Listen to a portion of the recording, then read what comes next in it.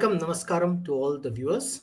Today's going to be an interesting stream with connotations for the NRI population worldwide.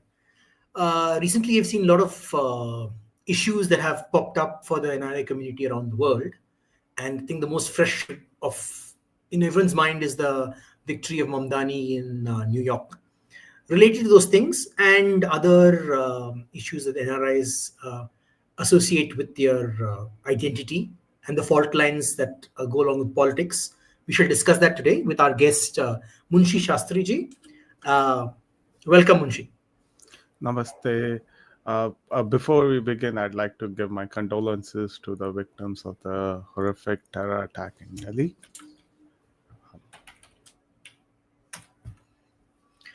Okay, so we were thinking that since most, Bharatiyas who live abroad, they have a different identity than those who live in India, right, in Bharat.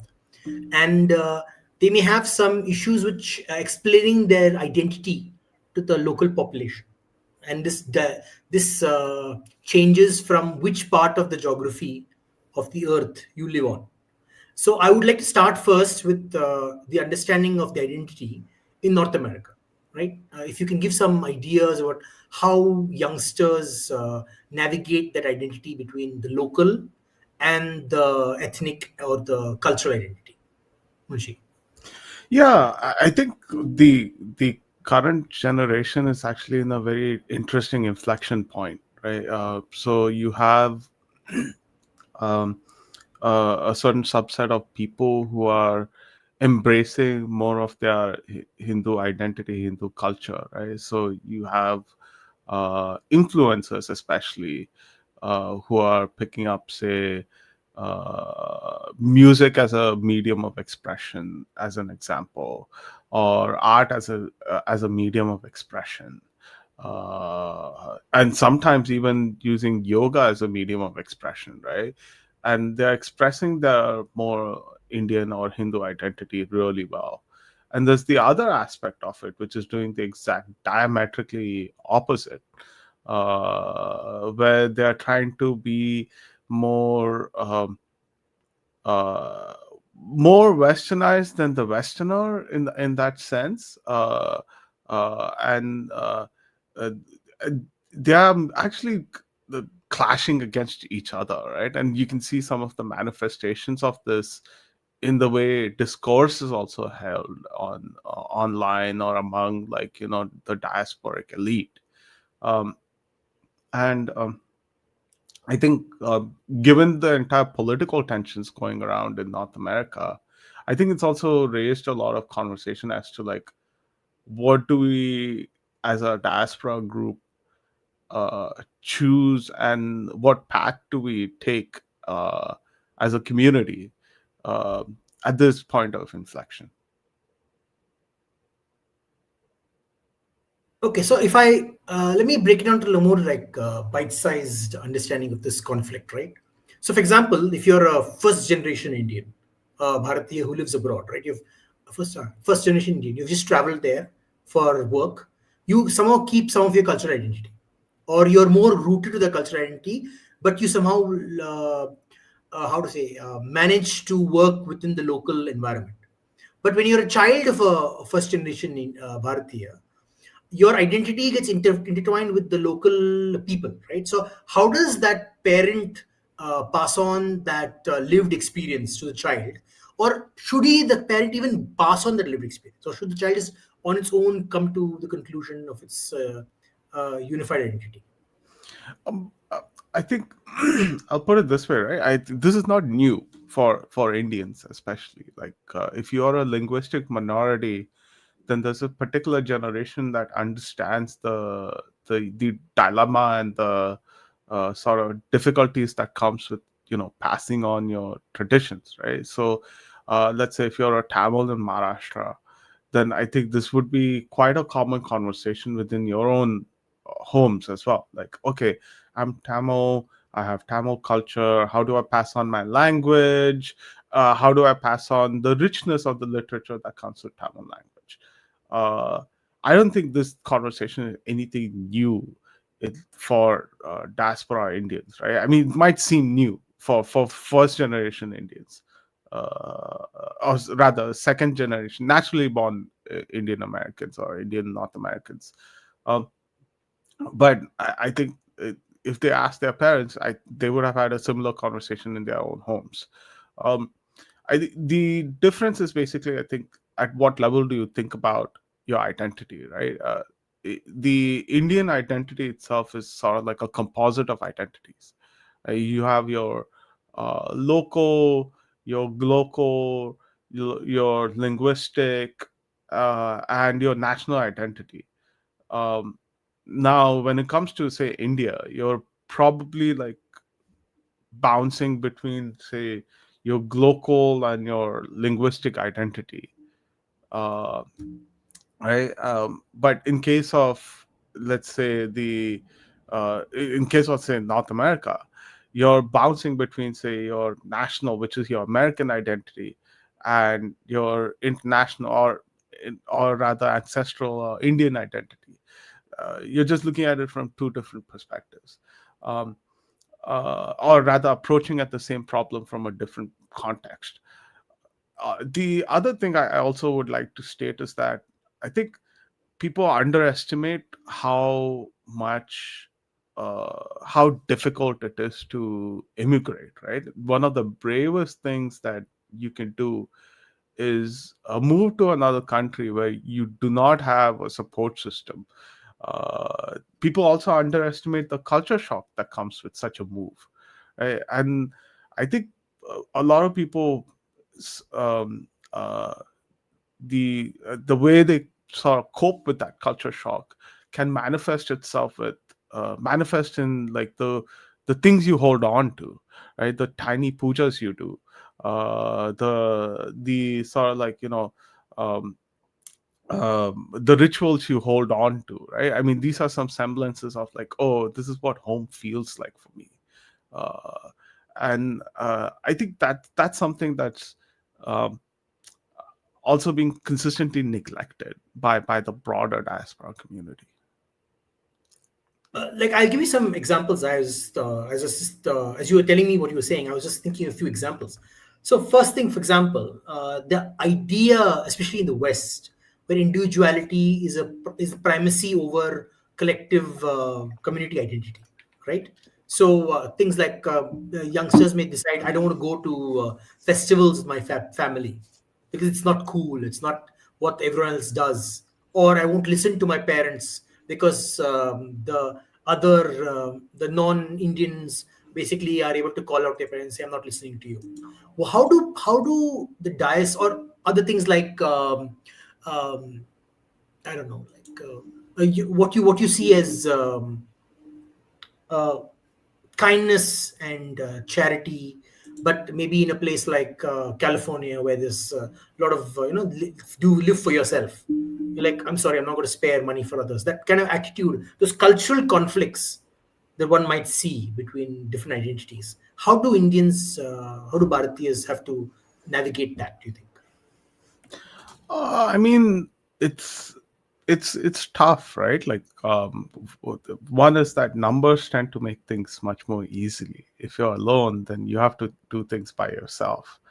Um, but it's not just an aspect of individualism either, right? You are part of a broader society. There are peer pressures, there are pressures to conform, obviously, because we do see people, um, like especially the more natural born diaspora, keep talking about trying to fit in, right? That's not an expression of individualism as much as it's an expression of peer pressure. uh, that you feel uncomfortable enough to wear your sort of natural identity and you have to suppress that, right? Like, to let me give you an equivalent uh, in India, right? So in India you have something called as traditional day, where people would basically wear clothing from their linguistic identity, right? There's no, and there's a sense of comfort in wearing your own linguistic clothes, right? If you're from Tamil Nadu, you'd wear a veshtiyana angavastram, right? And nobody would flinch an eye about it, right? If you're from, say, uh, Punjab, you wear your traditional like pagadi and your bhangra clothes. Nobody will flinch an eye about it. There's a sense of comfort in wearing your own tradition, right? Um, uh, I don't think like the the diaspora is having to navigate that and uh, do so in a environment that is like very subtly hostile to you. Now, what do I mean by subtle hostility? Like it's it's it's it's bigotry that does not meet like a legal threshold, right? So, for example, like um, Indian Americans tend to cook, bring their own meals, right? You cook your own meals, you bring it to work, and when you open your box, I think there's a your non-Indian colleagues would often scoff at the smell of the food, right? So the similar kind of low bigotry that keeps going on, and both and Indians of all ages and all generations have to live with that, right? And that's where the discomfort comes from.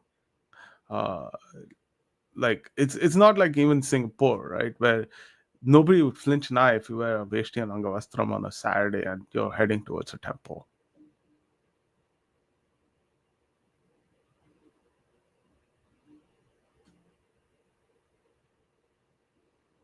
Sorry about that. No, so you made one interesting observation about food, right? But the other things, like recently, there's a trend of, because Indians love to celebrate, right? When they have get-togethers, they like to celebrate boisterously. They think that's the only way, that there's a cultural capital in showing your joyfulness, showing your happiness, showing your the community identity when you're coming together to celebrate, which in the West you can see there's a sharp irritation with, right? Except when they do it, for their brew fest, or they do it for when they're going out to have alcohol. They've decided where the places of celebration are allowed, right? So when you do it in perspectives where they are not seeing it, where is this? There's this conflict not only from the place where you go, it's also from the Indians who, or the Bharatiyas who think that they want to idolize that thing and say the people who do celebrate positively these things are somehow of a lower caliber, of a not a very high class, right? Same thing, same way with the religious worldview. Like for example, the way a Bharatiya sees the universe, or the interplay of religions, is so different from the way a Westerner might see, or even an Easterner, like a communist from China, or someone from Southeast Asia may have a different perspective on religion and tradition. So how does a Bharatiya navigate that conflict? I think one thing you need to understand is that everything for us is an uphill task, right? Up until recently, like even some a state as progressive as California did not recognize Diwali as a holiday. Like you could not, as a resident of California, take some days off to celebrate Diwali, right? Oftentimes the diaspora itself, for it's changing. I'm not saying it's static, right? But um, has always had to battle like this sort of like perception of like, oh, this is brown people culture, right? And has always had to engage in persistent form of advocacy to make even simple things happen, right? Like having a Diwali celebration, or a sort of like um, even as simple as hosting a yagna in your own home, right? Like you literally have to go through several steps and approvals from city councils to get that done, right? So there's always an uphill task, and I think educational advocacy does help, but it's it still doesn't make it easy. On the other hand, I think um, we tend to look at ourselves from a very narrow perspective, right? Like, what is our relationship with the broader community, rather than looking at it from a comparative perspective, right? How are we behaving compared to the median, right? Like, what, like for example, like uh, firecrackers, right? Like, I think this is one of the most visible and most contentious issue here. um, if when it's Diwali and we have to burst firecrackers, there's usually two very distinct kind of uh, criticism, right? One comes from your typical racist, anti-Hindu um, groups, which I think you should always expect. I think this is you can't like wish them away.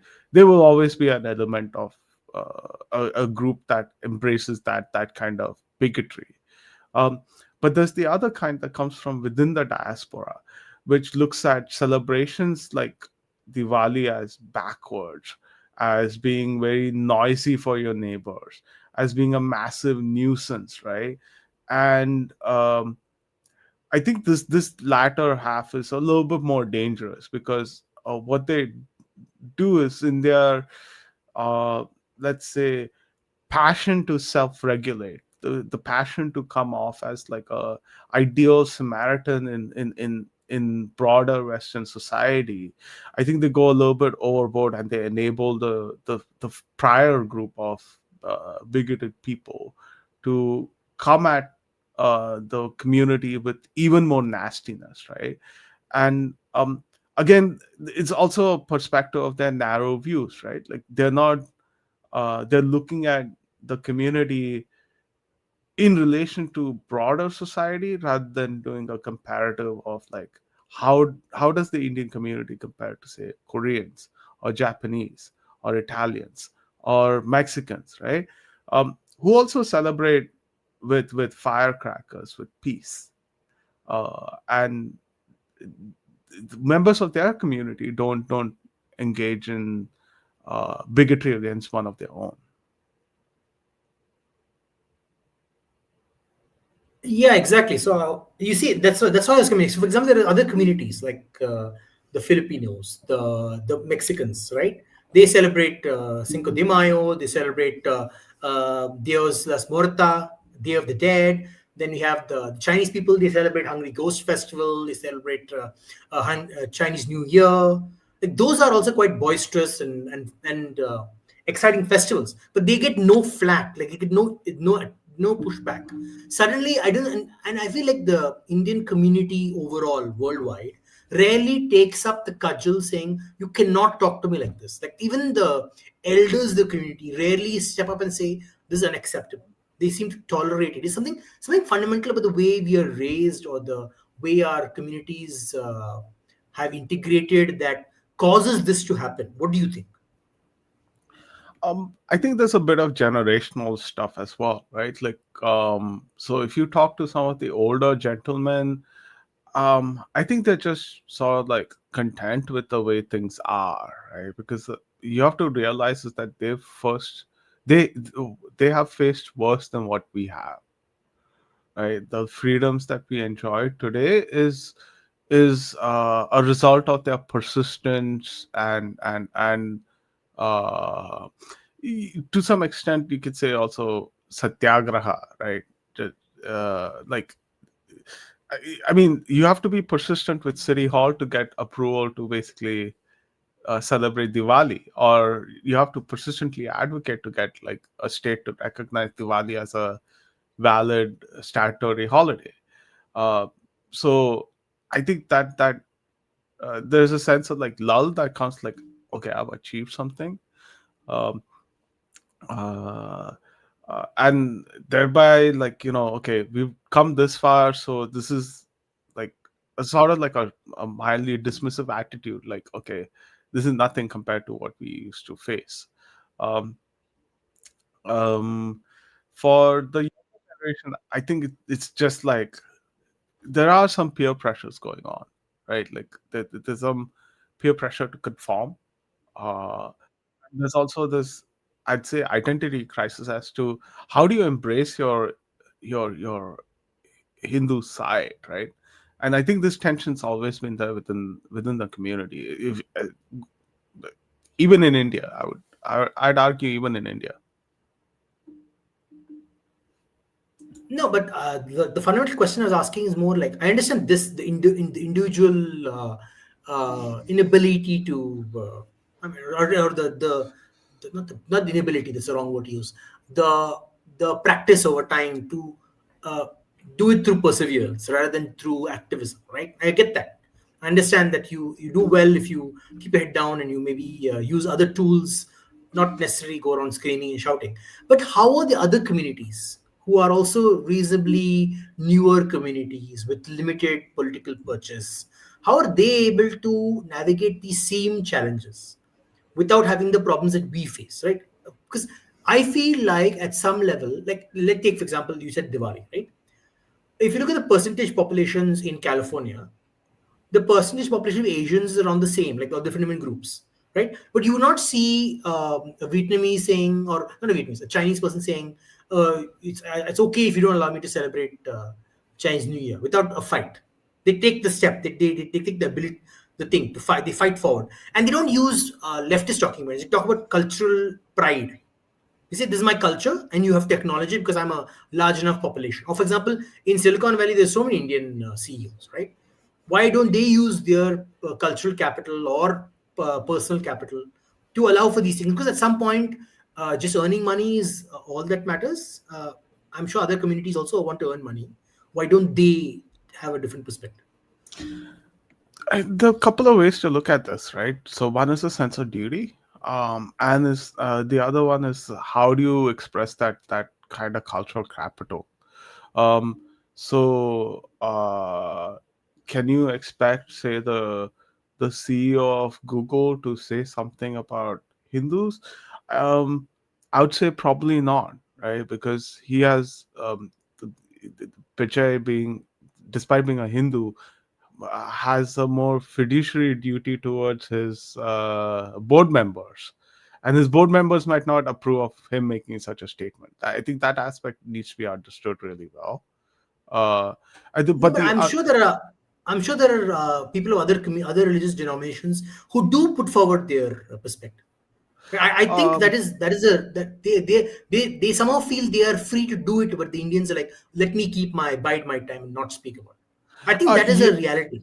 yes, but I think there's a more private element of that, is what I was trying to get at, right? So while Sundar Pichai might not make a public statement about Diwali, or he might make it in terms of like that might justify like, oh, this is good marketing, or this is good business.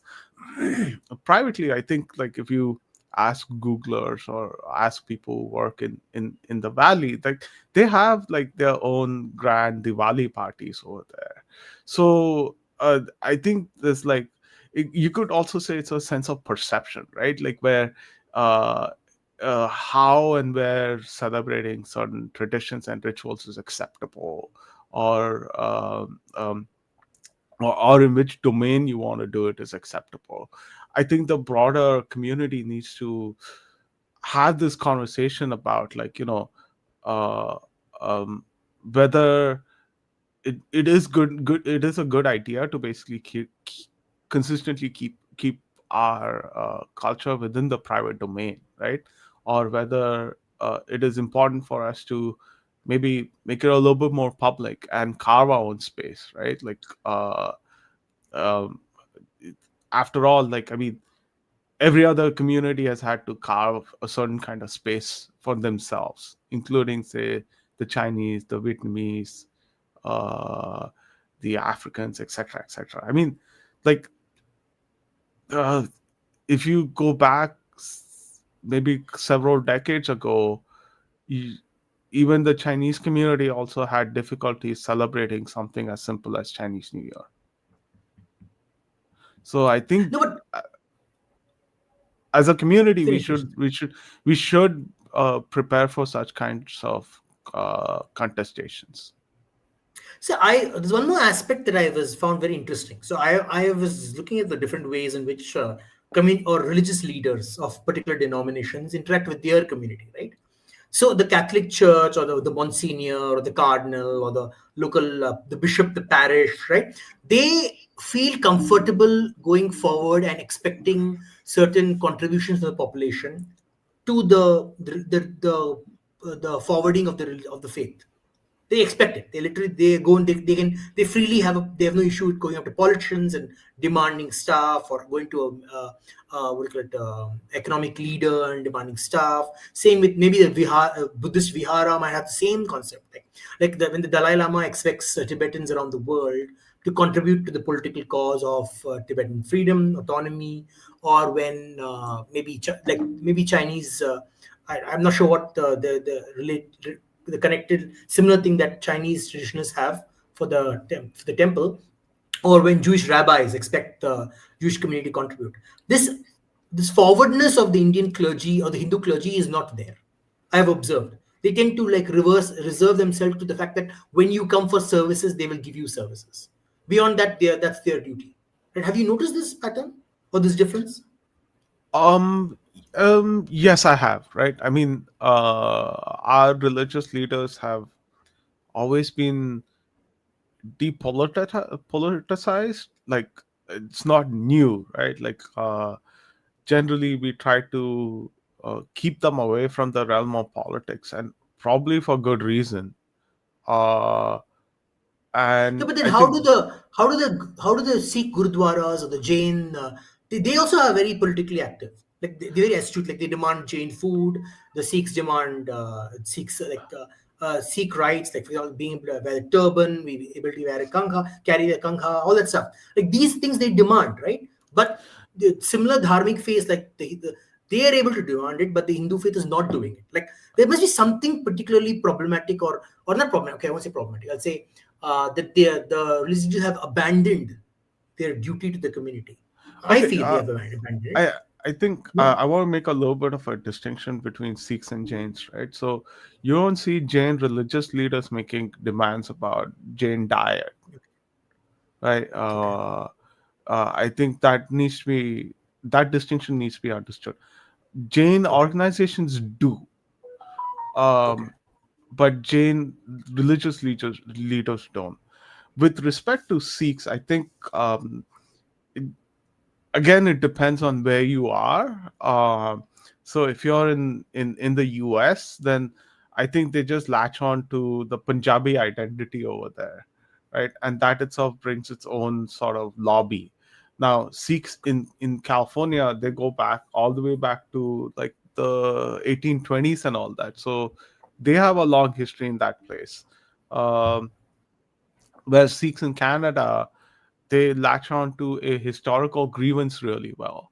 Like, for example, in British Columbia, there was this incident called as the Kumagata Maru, which is essentially a so in the 1880s or something like that, I believe, around that time, um, a ship full of like Indian migrants basically came sailing to the west coast of Canada, right? And then the then provincial government, uh, one, they did not want Indians. Two, the British government in London wanted them back because they wanted to persecute them. Sorry, not persecute, prosecute them um, for perceived crimes against the empire. And uh, uh, the provincial government sent them back, and they were promptly hanged by the British government, right? So the Sikh community has latched on to that grievance here, right? And that makes it a very powerful political tool.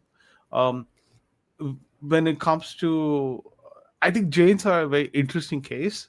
They just say that we believe in very strict non-violence. We are just simply harmless, right? So that also tends to be a very powerful political tool in from for them. um I think when it comes to the broader Hindu community, uh we don't we have not latched onto a political grievance, and I think we have not shown ourselves to be sufficiently non-threatening enough that people can simply dismiss us. You could sort of say that yeah, na aise na taise kind of situation, neither here nor there, and we need to figure our own way, right? Like I think both paths are not suited for our situation.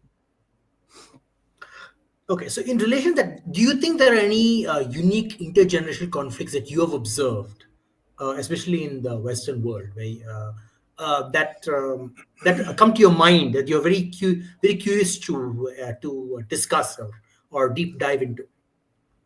I would say it's this bigotry between generations of migrants, and also like bigotry between um, natural born and the immigrant community, the more recently immigrated community.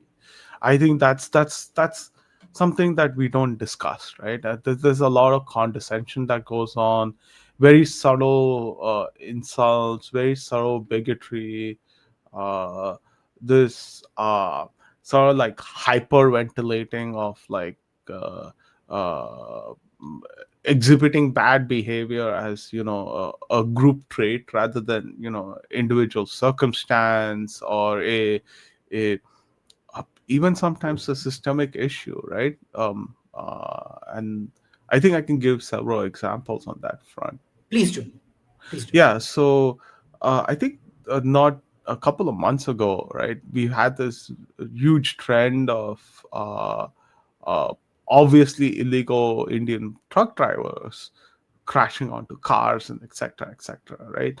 Um, Now, typically, like if such a thing happens, right, what would your natural reaction be? You'd basically say you try to avoid like putting the blame on the community, and you Correct. probably poke fingers at the system, right? Like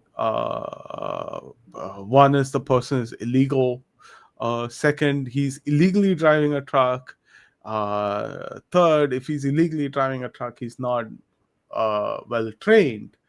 um, but instead of seeing uh, that kind of very legitimate argumentation, I mean, you have to realize is that there are illegal Indian immigrants. There is like loopholes within the trucking industry that gets consistently exploited.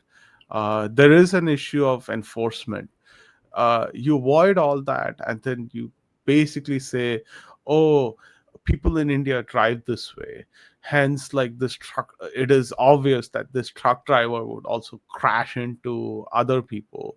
Oh, and you should look. You Indians should basically civilize and learn to drive better." I mean, this is the kind of conversations you get from older generation folks, and they do shine it as like a badge of like assimilation. Like, look, मैं थोड़ा एक पहुंचा हुआ इंसान हूँ, to put it lightly in Hindi. Like, I'm a made man, that I have not broken any law, but you uncivilized Kuth came here recently, are now ruining not just my reputation, but also the reputation I've carefully built for the community. And that kind of hyperventilation goes on between both generations, and also like, um, and also comes from natural born diaspora. But do you think that is because the person inherently feels superior, or because they're afraid of advocating for their identity? So, for example, in the rational reaction to such a situation would be, there was someone who made these policies with loopholes, that someone gave that license, someone ignored that driver, did not do the law enforcement required tasks, and the majority of the law enforcement are non-Indians, right? So is it that the Indian just want to step up and say these are the things that are real, and I'm advocating for my Indians, for my fellow Indians, that you have not fixed these issues before you blame me. Are they scared of that, or do they think they're superior? Because I think it's the former. I think that fear to stand up and say, okay, that what you're saying is not correct, is manifesting as some kind of inherent superiority. I feel that's what it is. What do you Um, think? I think there's an element of superiority, definitely, right? Like, if and this has been a persistent kind of attitude coming from the diaspora, going back several decades, right? Like, uh and you can and it's annoyingly a very North American trait too, right? And it comes from the the days when people immigrated to the US, right? And during the Y2K era, like, and that generation, the kids of that generation would persist whenever they came to India for their vacations. The parents ensured that they made their annual India trips, right? uh, they would persistently point out the issues of poverty, trash. They would consistently be demeaning, right, without understanding what it means to be well resourced, right? What it means to be a poor country and a rich country, what it means to having to live closely and compactly with others, right? Uh, I think that persistent sense of superiority has always existed. Um, but I there might be a sense of fear, but I think it's also, I'd rather say that it's a sense of zeitgeist, right? Like, you want to look cool among your peers, and what's one way of doing that? You outgroup one of your own because they're unpopular at the moment, and I think that's what is happening. No, because I don't think it's an exclusively North American phenomenon. I have lived in Singapore for almost 20 years, 20-ish, a little less, but they have the same situation phenomenon there as well, both in the Chinese community and in the Indian community. So, for example, if an Indian from India goes and lives in the US, in Singapore, for example, and they do something that is not in lieu, like littering or spitting, or a lot of things that we have, bad habits that we have in India, that we may go do in Singapore. The Singaporean Indian thinks themselves as inherently superior, not because they're scared to call out authority. Like, they would not accept a racist attack against Indians, but they would accept what do you call it? They would accept like founded criticism of someone who looks like them. So they think they essentially do think they're superior to the Indian in objective terms, right? But I don't see the same thing happening in North America, in my opinion. Same thing with Chinese, like Chinese Singaporeans, right? They think themselves as inherently superior to mainland Chinese. So if someone in mainland China comes to Singapore, they're not treated as well as a Singaporean Chinese person. Like that scorn, or that the attitude, like we are inherently class, in the class method, higher class than you. That attitude is there in a modern society, or very rich society like Singapore. But I don't think this is objectively true in America, in my opinion, or the West, in my opinion. I think it's a little bit of more of the fear, in my opinion. I don't see the fear as much as I see the You zeitgeist, don't? right? Okay. Like, no, Okay. I mean, in the sense that people want to conform, right? They want to be a part of a Hmm. bigger group, and that conformity does definitely express itself as supremacist attitude. Um, but I do want to also state that there's a minor distinction between, say, a Southeast Asian diaspora versus the bigotry that I'm trying to explain here, right? Okay. So, if you Southeast Asians tend to have pride in the system that they live in, Yes. right? So if a, say, mainland Indian litters in Singapore, I think a Singaporean Indian will not necessarily say this is a problem with mainland Indians. He would probably point to the fact that it's a good thing that the enforcement system got to him, right? Or and find him. I think the questions would be quite different compared to what a North American No, diaspora. it's very similar. It's very similar. It's very similar. Thinking that Indian Indians should not be allowed into Singapore. They are dirty, and we Singaporean Indians are superior in quality. Like that is inherent to their culture. It has I become like don't. that. I've not seen one throw an Indian under the bus though. In that, Oh, a lot. It happens a lot. Anyway, moving on. So, what about other kinds of intergeneration conflicts that you? Any examples? You said you had a few examples. yeah, I think the trucking was one of the more prominent ones, right? Um, the other one is, I think, this is more like a broader issue. Is basically like, we are better than them, right? Like this, and they are not one of us, right? This kind of disowning is I feel is particularly unique, right? Like at least like the the call to having like the system deal with it is has does not seem to exist here as much as say in Southeast Asia, right? Like I see. So uh, there's no solution. There's no discussion of a solution. It's just I'm just better than you. I'm not. I don't care. Just get lost. Like that yeah, attitude is. Okay. yeah, yeah, right. So for I think immigration is quite kind of like a very hot topic, especially I'll talk about the Canadian case, right? So it's a very hot topic right now, and you have a lot of older generation or natural born Canadians who consistently say that, oh, the newer immigrants have ruined everything for us, right? Like they're not making the argument saying that, hey, the system's being captured, right, and it's being corrupted from within, which is actually what is happening, right? Like there's a strong lobby, there's a strong market for immigration here. Like there's plenty of small businesses that thrive on just people just immigrating to a place like Canada, and that's also true to a smaller extent in the US, right? And they don't seem to point at practices there, or they don't in that industry, or they don't highlight like the kind of exploitation that happens there.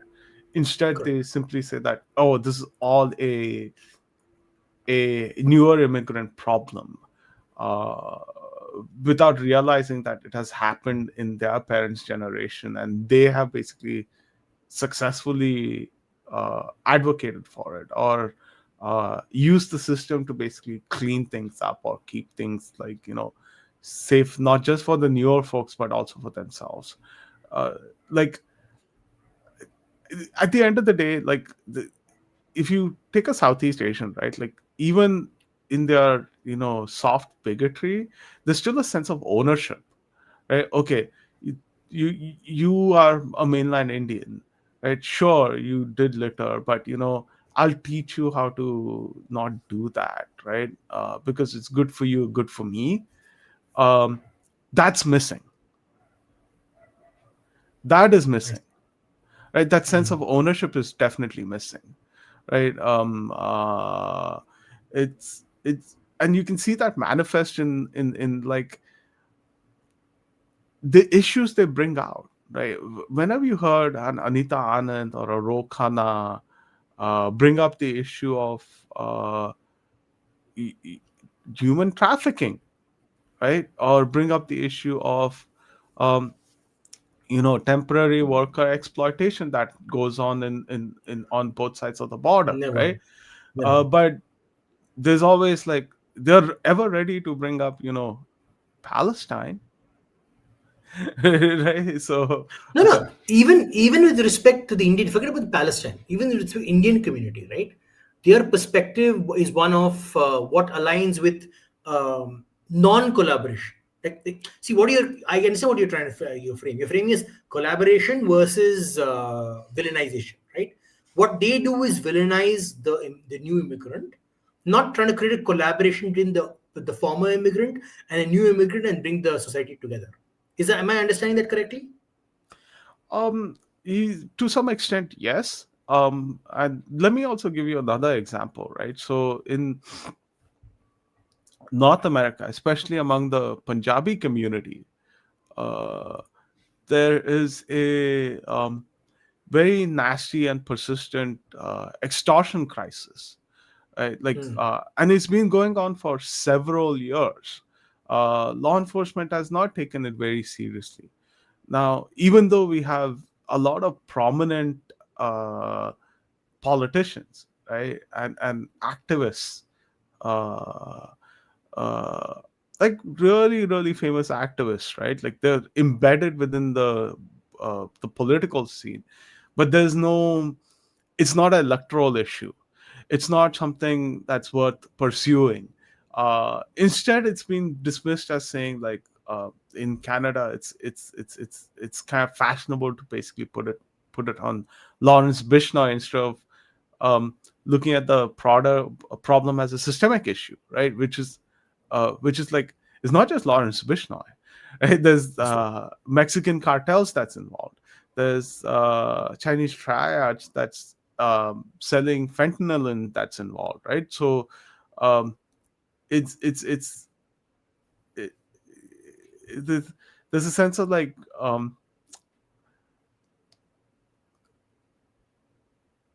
I don't want to call it deliberate ignorance, but like there's a sense of like ignoring the broader issue, right? And I, again, this comes back to the attitude of looking at the community in a very narrow sense. Like, what is our relationship with broader society instead of looking at it as a median?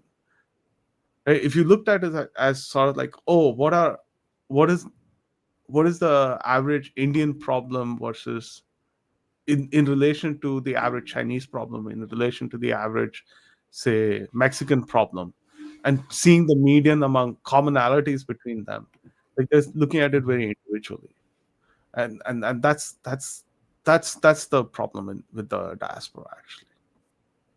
So, any other examples? You said the trucking. You gave the example of internal bigotry. Anything else? Uh, I think the The, you were telling me about this one backstage. You were telling me about this one. I think Republican activist, Indian activist, who was targeting the community at large with some attacks. Can't remember exactly. Yeah, so I think recently there was some conversation about the Indian community basically. The H1B, Uh, I think, right? Not H1B. I think it was more like. Um, oh wait, are you talking about Matt Forney or someone like that? No, I think you mentioned some Raghavan. I can't remember exactly the name. Uh, I don't. It does not ring a bell right now. No worries. Um, No, but that definitely is an issue, right? On the left we have some issues, on the right we have some issues. For example, Rokhanna and Pramila Jayapal, and those people will never talk about. Like, for example, when Trump sent back Indians, illegal Indian immigrants, in handcuffs, right? They didn't speak up. But if the same thing had happened to maybe an Arab or a Muslim or maybe another minority black person, they would have been like, "Oh, look at me! I'm speaking up for the minority or horrible behavior." But the minute the Indian diaspora or the illegal immigrant was sent back, not a peep from them, right? They didn't even bother. Normally they like open borders and blah blah blah blah, and then they didn't speak. Same on the other side, on the right, the thing is the exact. It's the same thing but in reverse, right? When they wanted votes, they were like, "Oh, we will convert every Indian American who gets education in the U.S. into a green card holder, blah blah blah." And the minute the vote is gotten, they're like, "I don't care, get out of here, all of you H1B voters, H1B guys." Like that attitude seems to be a very common thing. Like you're stuck whether you're on this perspective or on that perspective. Just people don't want to pick up your issues at all. that's true. Like, I mean, um, in the sense, like, in my opinion, like, the handcuffs stuff is like, uh, is like very low on my issues, because it's like they haven't done the basics, right? Like you are not tackling even basic crime within the community. I can't expect much when it comes to, handcuffing No, I illegal don't Indian. expect it. I'm just saying. I'm just showing that they have the double standards that they follow themselves. Just it's And, I mean, yeah, sure, double standards is definitely there, but it's more like there's an air of antipathy, right? Like gross apathy, apathy, uh, apathy. a gross apathy, if you put it that way, right? I mean, there's been no peep about the constant online hate. I mean, Rokana, he's very well connected. He can definitely get a time slot with the media and talk about these things, right? Um, uh, I think even comedians like Akash Singh can also talk about some of these things, right? I mean, he does sometimes talk about it, but very rarely. But I think people should just talk more about this. Not Akash Singh, please. He doesn't know anything about being Indian. Like I That's don't know. I true. don't. It's like being expecting me to be represented by a rock. Like a rock knows more about being Indian than Akash Singh does. I mean, sure, but it's like the thing is, like, at least he in his own way will try to explain it. Will open up that conversation, right? Like, but right now nobody is doing that. So anybody is acceptable compared to nobody. Or if someone who's doing that is doing it in a very how to say this again. This is an interesting thing again. So people, there is one person who's doing that, but he's doing it in a very westernized way, right? Vivek Ramaswamy. So when he's asked questions about his culture or his Hindu faith, his answer is something called ethical monotheism. Like I have never heard this statement used in perspective of Indian faith ever. I've heard monoism, I've heard monotheism, I've heard pluralism, I've heard polytheism. Ethical monotheism is like this, and then he says things like, "We all believe in the one God." Like because at some way he wants to frame it the way the his target audience would understand it, not the way it is. Like from what I understand, he is a Smartha or he's a Advaita, one or two, right? And neither of those are monotheism in the sense that a Westerner would understand it. So my worry is it's either the Akash way who doesn't know anything, or it's the Vivek way who explains things the way they would understand it. They get the wrong impression about what Hindu faith is about, right? So I'm like, what is the right way? There is no right way, right? I There is no mean, right way. there is no right way. I mean, I appreciate Vivek because he's trying to carve a space for Hindus within broader Western society, right? I mean, instead of he's refreshing in the sense that he doesn't say that, oh, we have to assimilate completely, right? But rather he's trying to say that, hey, within American society, we are also one, but we have our own way of looking at things, but we are willing to bridge a semantic gap for you to understand that, right? And I think that needs to be appreciated. Sure, we can argue over the technicalities all day in, day long, but I think those arguments should be kept internal rather than externalized. Um, and uh, it's I mean, it's like, But won't it ultimately become external? Because tomorrow someone might come and ask another Hindu, like, do you believe in ethical monotheism? And they're like, no, I don't believe in ethical monotheism. So then they would like, what? So is Vivek Ramaswamy lying about what Hinduism is, right? It's like this. We have this catch 22 we have. Do we explain ourselves or we don't explain ourselves? you know. I think we should always explain ourselves, right? And I think uh, whether he's right or wrong, it doesn't is irrelevant, because it's basically opening up a conversation, right? And the thing is, like, how do you explain Hinduism? You don't explain Hinduism to others by reading scriptures. Most people basically pick it up from, you know, watching others explain Hinduism to others, right? I mean, we watch a lot of pravachans, basically, right? Uh, nobody says Rigveda, seventh No, I- mandala, eighth sutra says XYZ, XYZ, XYZ. No, no, no, but do no, you no. think that's a mistake? No, I don't think so. No? Um, I certainly don't think so, right? I mean, uh, we are not people tied to one specific interpretation of the book.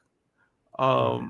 And I think it's sort of like an open ecosystem, right? Now, calling it an ecosystem, not like an open system whereby you could do anything and everything and just call it Hinduism, right? The ecosystem, there's a particular way of doing things. um, and having multiple ways of explaining the same truth is the Hindu way, right? I mean, um, it, No, but I there's a pitfall there, right? It allows people like Hindus for Human Rights or Equality Labs to basically capture the conversation. See, the problem what happens is when if you say Hinduism is a ecosystem where anyone who looks vaguely Hindu or vaguely talks like Hindu can speak about Hinduism, we are basically allowing certain groups with privilege. Remember, equality labs and people, Hindus, Hindutva, they have privileged positions in political activism. They are the privileged few, right? Because they have access. They have access, they have contacts, which the common Hindu population in the West will not have, right? And they are framing what Hinduism is to multiple communities, even the right. So when the right, the American right, talks about Hinduism, they look to the left's definition of Hinduism.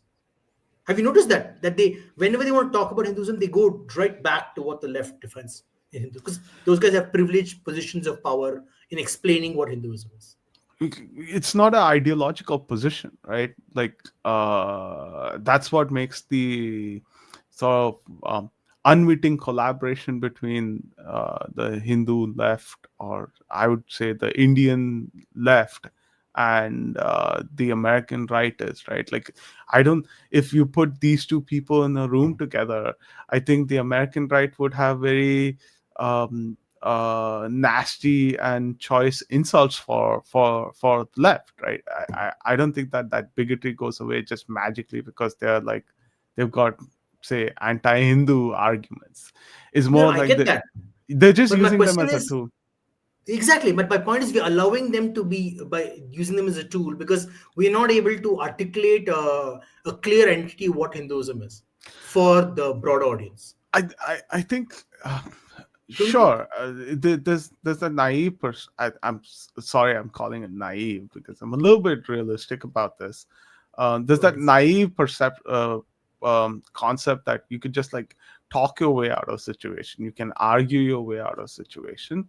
Um, I I don't think it's you can talk your way out of out of a situation like this. We are a minority community. There will constantly be attacks against us.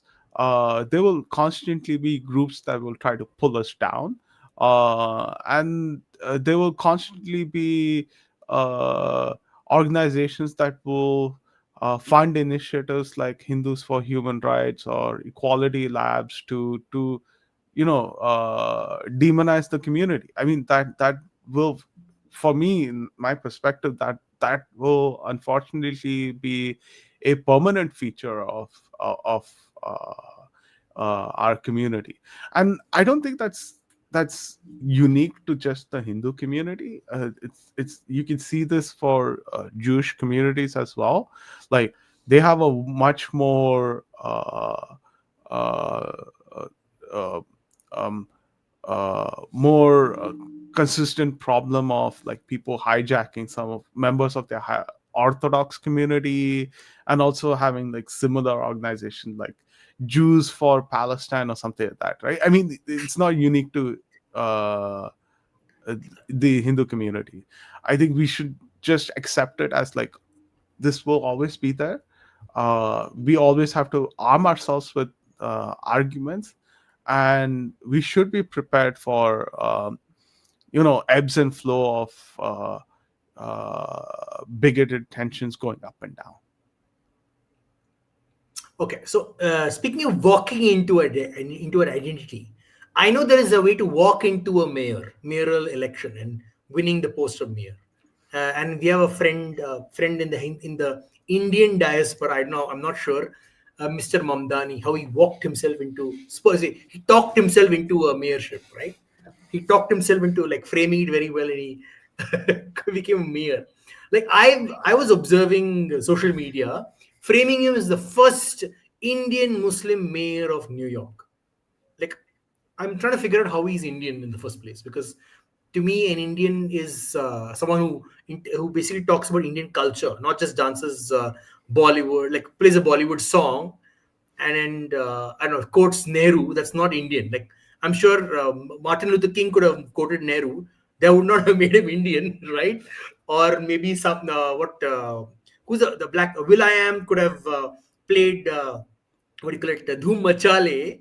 That doesn't make him Indian, right? Or some random Sadiq Khan could have quoted what do you call it, Ambedkar. That doesn't make Sadiq Khan Indian, right? Like I'm trying to figure out how did Mamdani become the first Indian Muslim mayor of New York? How is he Indian first of all, in the first place? He's not. I mean, in the sense like, let me put it this way: he he captures the stereotypical imagination of an Indian in the West really well, right? Uh, he does the Bollywood stuff. He speaks in that very quintessential Bollywood Hindi. His entire art style is very Bollywood. He talks about yoga. He eats with his hand and biryani. This is all stereotypes, right? This is essentially the Western stereotype of Indians. He embodies that really well. Um, but is He he missed Indian? one though. He Huh? missed one cows. It's the Hey, cow's curry and what's the other one? Last one. I don't know. The three C's. Caste, cows, and curry. Yeah, like, we don't know his caste and no cows. So. I mean, he's intercaste. Like technically he's intercaste, right? So but there's one aspect of that, like he embodies that Indian, the Western stereotype of Indians really well. uh He's the and Bollywood Indian. he, I wouldn't call him Bollywood Indian. It's more like, Go, go, Gora Punjabi looking guy. you know. no.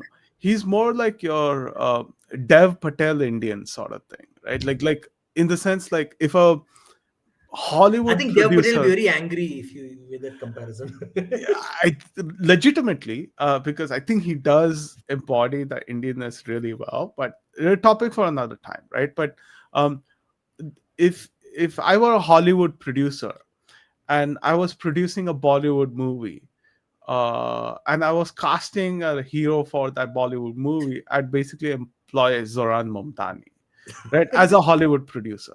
That's what I mean, right? Um, it's how we have this phrase like, poor man's imagination of riches. Right, In the right, same right, way, Mamdani embodies the Western mind's imagination of an Indian, right, right. the contemporary Indian rather, not the old Indian. Right? So in a lot of, it's ironic, but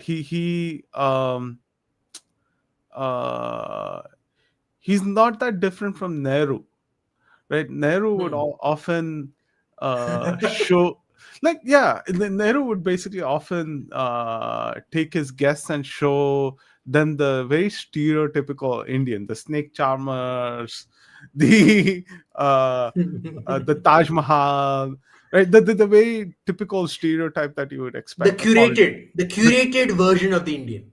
Yes, exactly. So he is sort of like that. That's one aspect. The second thing is, I think it's his mom, right? She is extremely, extremely well connected. To pull Okay. like media resources from India just to support her Not son's just that, campaign. Cynthia Nixon, all the big, like the punch. I think maybe because a little bit of he's a democratic socialist, so that also helped a little bit. But yeah, I mean, it's just timing too, right? Like he is embracing his Indianness at a time when anti-Indian attitudes and anti-Hindu attitudes are rising, right? So it's a case of interesting timing, pulling his mom's contacts, and also like embodying that stereotypical Western image of an Indian. Like I he's think not. I think it's a little more complicated. I think he basically used his so he used the democratic socialist political identity. He took his Muslim religious identity, and he needed one foil, one what simplistic and unattackable uh, brown identity. That's not really politically active to finally end the the folksy bit. The folksy bit is his India identity. He's So he's a it's meme. like He's a meme politician. correct, exactly. The three meme parts, right? The political, the religious, and then this cultural, like the good feeling Bollywood. Ooh, I feel nice. Like I, I, put this I together. I think I'm not. I haven't looked at his religious politics, but like I mean closely, but there might be even more uh, subtle signaling going on there, right? Like I know he's done some stuff, like he's gone to a gurudwara, he said some nasty things there.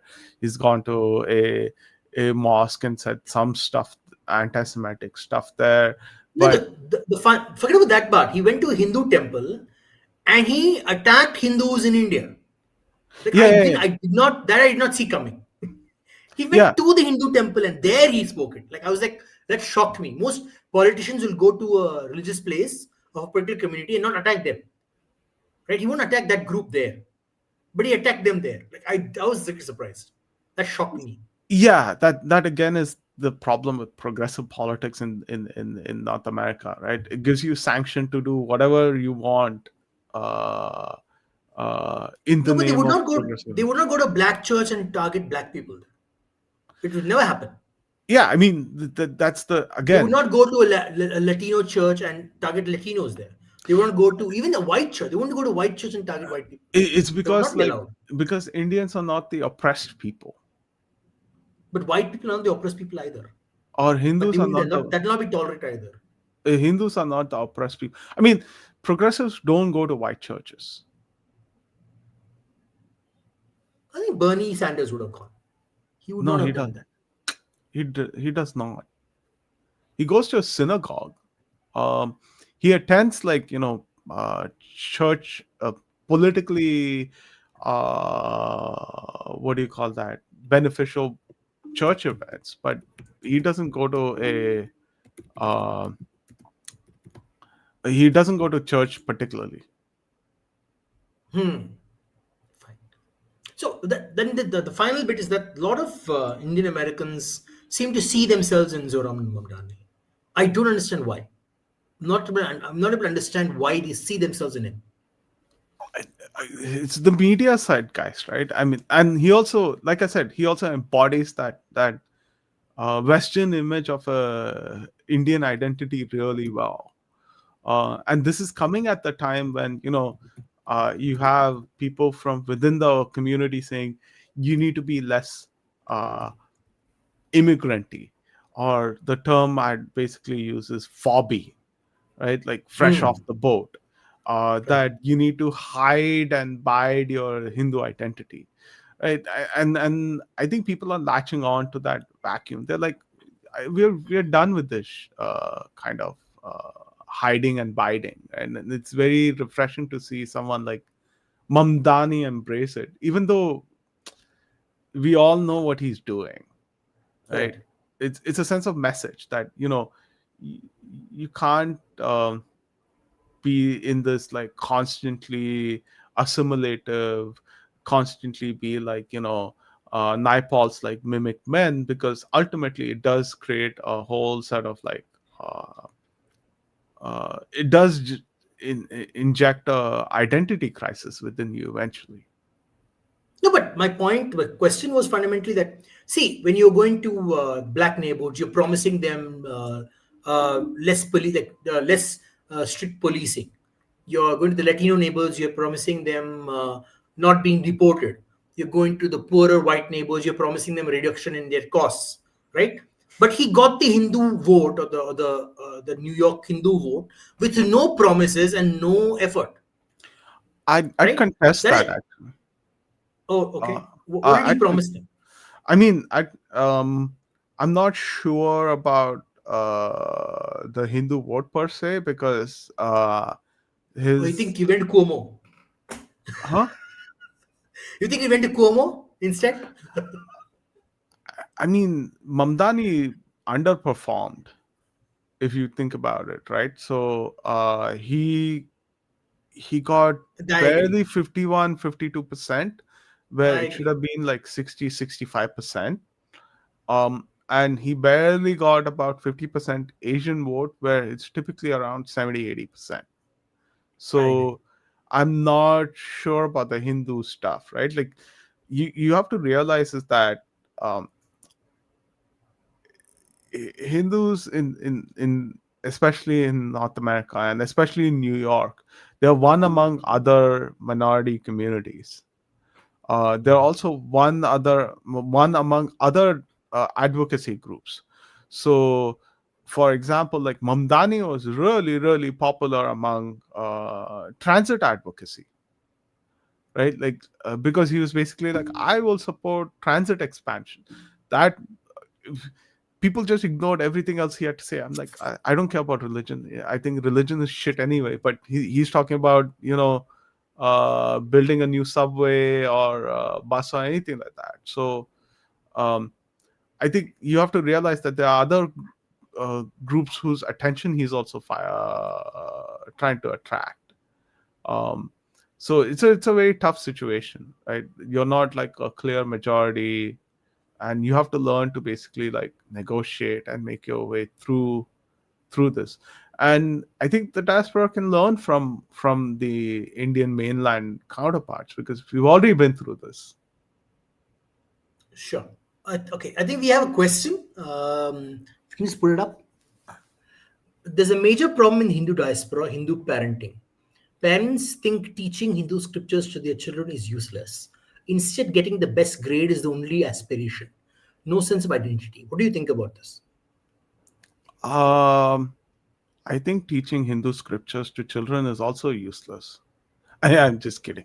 But no, I think you need to be open to how parents teach Hindu Dharma to their kids, right? I learned more about Hindu Dharma through temples rather than through scriptures. I learned a lot about Hindu Dharma through observing rituals rather than performing them. I think parents, especially outside India, have a very tough job of raising their kids. It's a different environment. Kids go through their own set of issues, trying to fit in, trying to be uh, being different, right? And I don't think it's fair on them to basically say that you are bad because you didn't teach them scriptures. Um, I think the other way to do, on the other hand, I think we as a community need to be much more accessible. Hmm. We need to, um, because here's the thing, right? Like I've seen kids go through the very strict scriptural life, abandon it, then come back to it in late in their life, right? I've also seen kids who have not never been exposed to anything Hindu, then pick up yoga and then basically go like, holy shit, this is my tradition. So you I think the right answer to that is you should be open to anybody who's willing to embrace Hindu Dharma, anybody who's willing to basically learn more about Hindu Dharma. And you have less of a Shuddhi attitude, right? Like, you I don't agree. know scriptures, so you're less of a Hindu. That attitude needs to go. And I agree. we also need to recognize that people uh, imbibe dharma in their own way. True.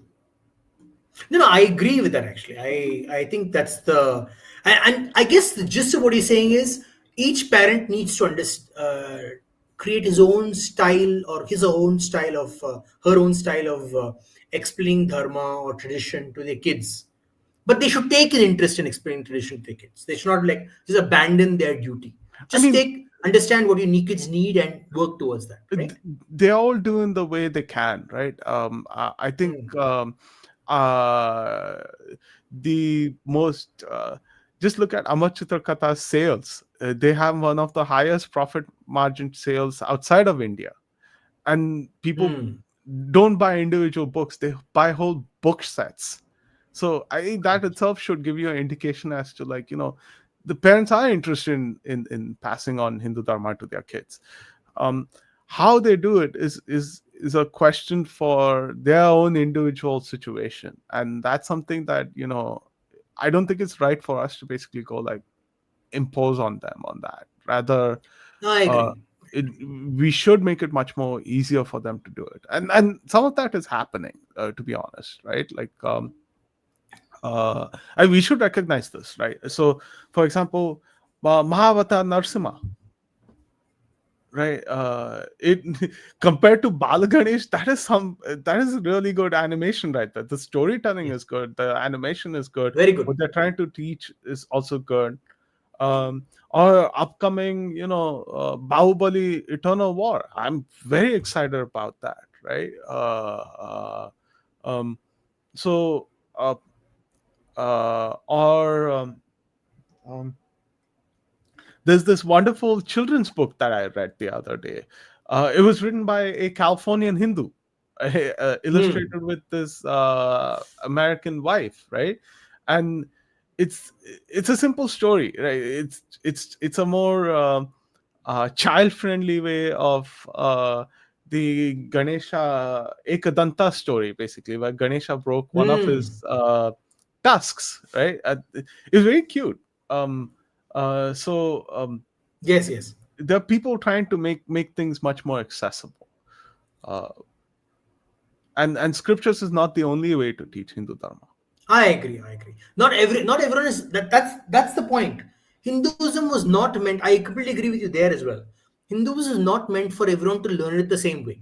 That is the reason we have the darshanas, right? Because each human being has a journey of their own to achieve their dharma in society, and not all methods are made for every human being. Like we understood this long time. I feel like we have forgotten that, and we are trying to abrahamize our identity to be successful, right?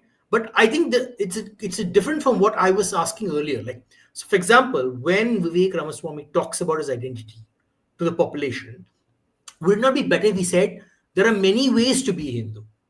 I personally am a ethical monotheist. Like instead of if he said that, the clarity is much more, right? Or if Akash Singh says, in my tradition, these things happen, right? Other Indians may have different traditions.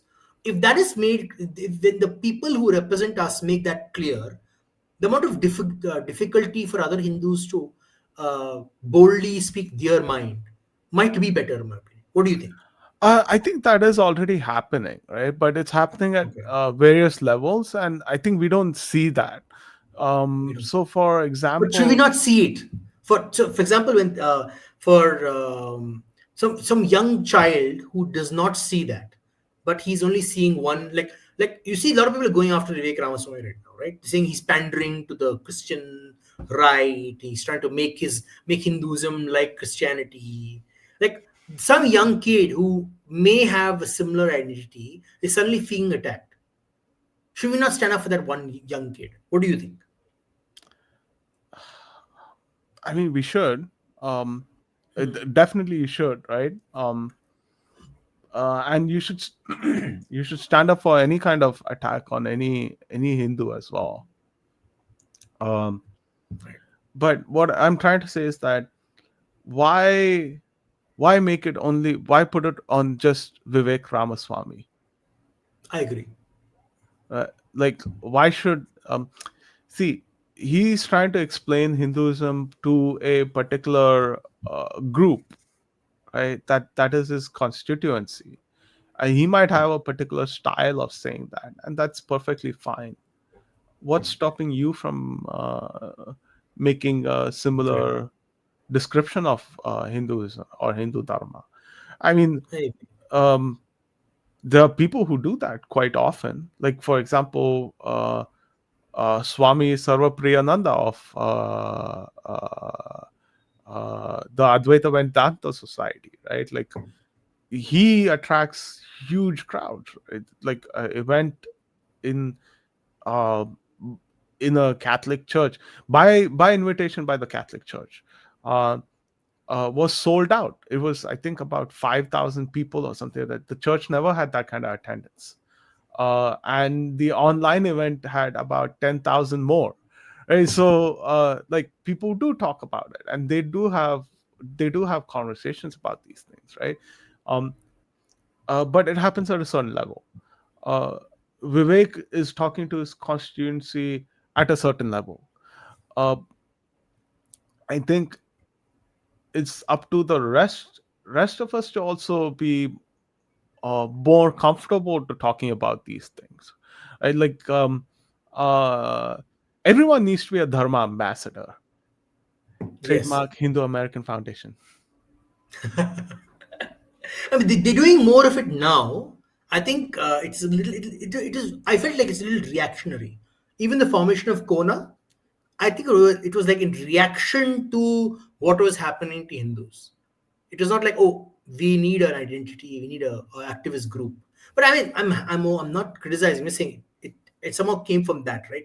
It didn't come from we need to represent ourselves. I guess maybe because we have forgotten our missionary attitude decades ago, right? The Um, Hindus were missionary for a long time. We spent we Hinduized most of Southeast Asia, parts of China, parts of Africa, right? I mean, I'd push back against that kind of thinking too, right? Like, here's the thing: is Kona or HAF saying that, oh, okay, fine, our job's done, it's time to pack up and go, right? Mm, Like, not saying that. they're not saying I'm that, just right? saying. I mean, I'm not saying that either. yeah, I mean, you're not saying that either. They're not saying that either. Uh, and the conversation, on the other hand, is like, how do you expand our outreach? How Correct. do we Yes. capture more issues? Uh, how do we advocate for ourselves, right?